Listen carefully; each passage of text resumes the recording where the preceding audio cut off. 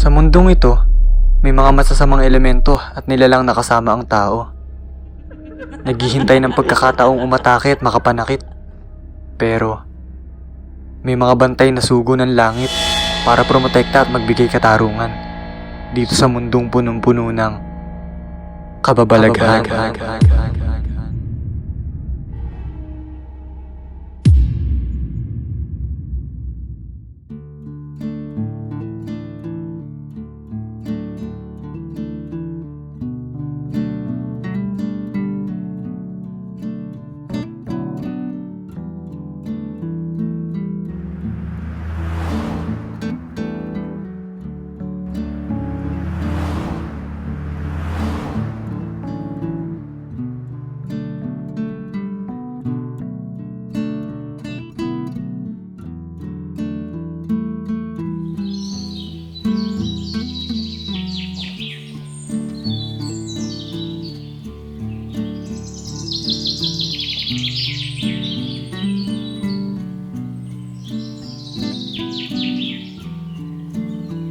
Ako si Toto.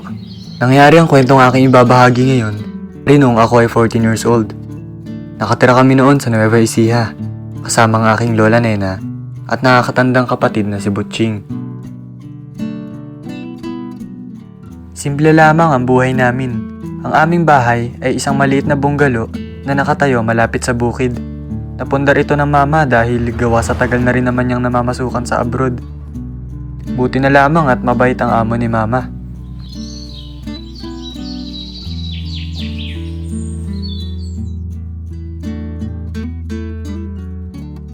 Sabi ni mama, 2 years old pa lang ako na mamatay ang tatay ko.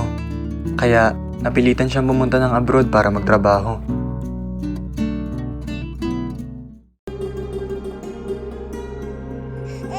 Ang mama ko nga pala ay nasa abroad at nag-aalaga ng bata. At siya rin ang sumusuporta sa aming magkapatid.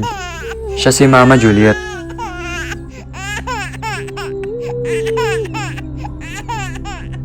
You take care of my baby while I'm away, okay? Okay, Ma'am. I will take care of your baby while you're away.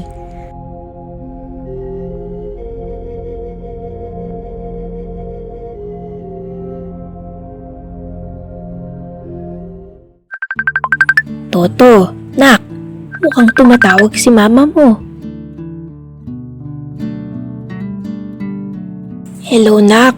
Kumusta ka dyan? Hello, ma. Ayos naman ako dito. Kayo po, kumusta kayo dyan? Toto, ayusin mo pag-aaral mo, ha? O, si kuya mo asan? Mag-iingat kayo palagi dyan. Sige ma, ingat rin kayo lagi dyan. Kalapit rin ng bahay namin ay ang mga bahay ng mga tito at tita ko. Mga kapatid ni mama. Compound kami kumbaga. At dahil nga malapit lang bahay namin sa mga kamag-anak, paminsan-minsan niyayaya ng mga pinsan kong uminom ang kuya ko. Hindi naman talaga sila manginginom. Tamang banding lang. Isang gabi nga at nagkayayaan.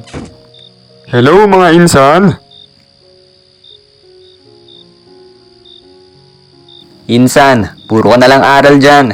Tara, banding-banding muna tayo. Tambay tayo sa may kubo, dalhin mo gitara mo. Oh, tara na! Ano pang inaantay natin? Sige, tara insan.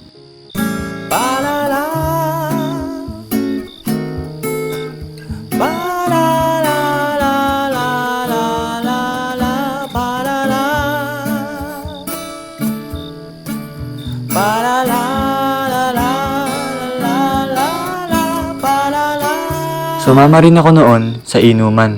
Hindi para uminom, kundi para makitkim lang ng pulutan.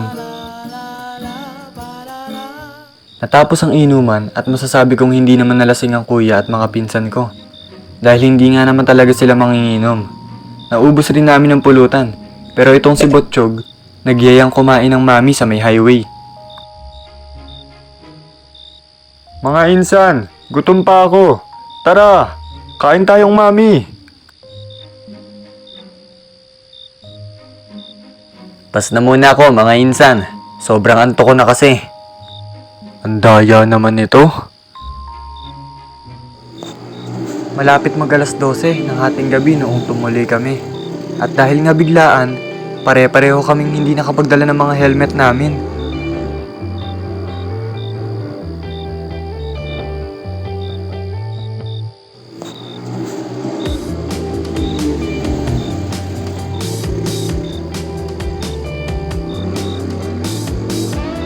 Isang motor lang ang gamit namin. Mga 1 kilometro lang naman ang layo.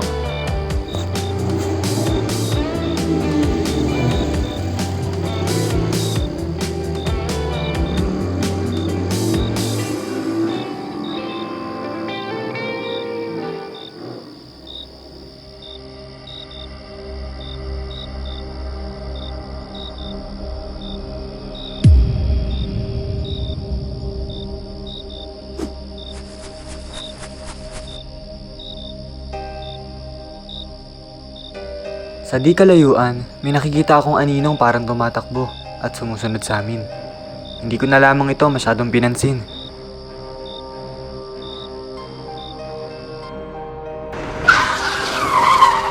Nang di inaasahan.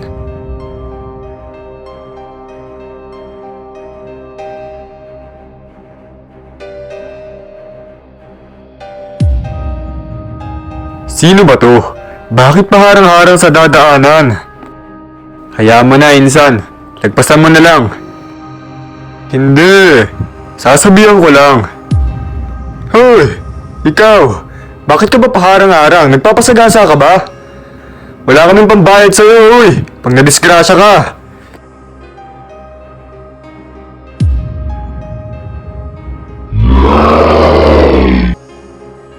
Gulat na gulat si Insan Botchog sa kanyang nakita. Ang humarang sa amin ay isa palang aswang. Ah! Ah! Ah!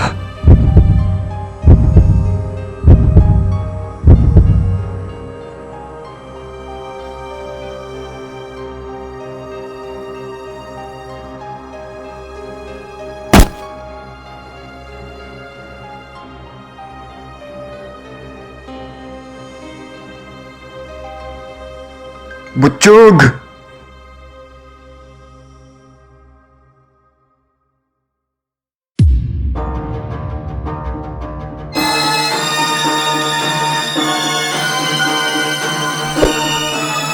Ah!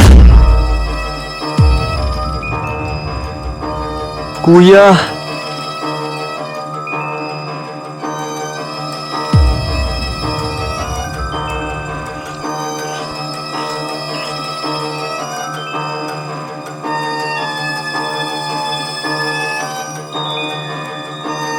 Diyan ka lang. Huwag mo subukan lumapit sa amin.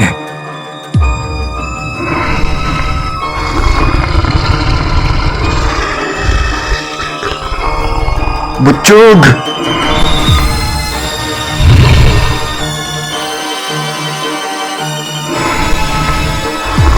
Umalis na kayo! Habang may kaunti pa akong lakas para hawakan to. Babalikan ka namin, Butchog! Sige na! Umalis na kayo!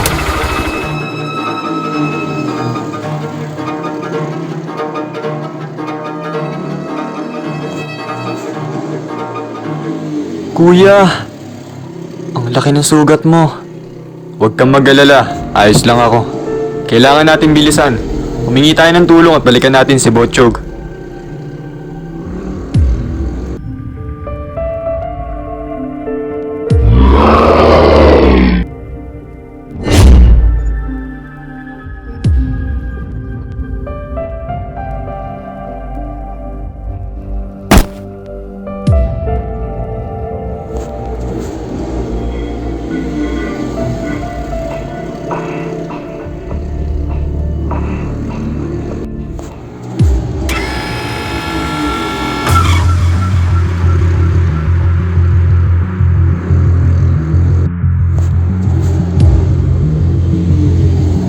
Kuya! Yung aswang sumusunod sa likod!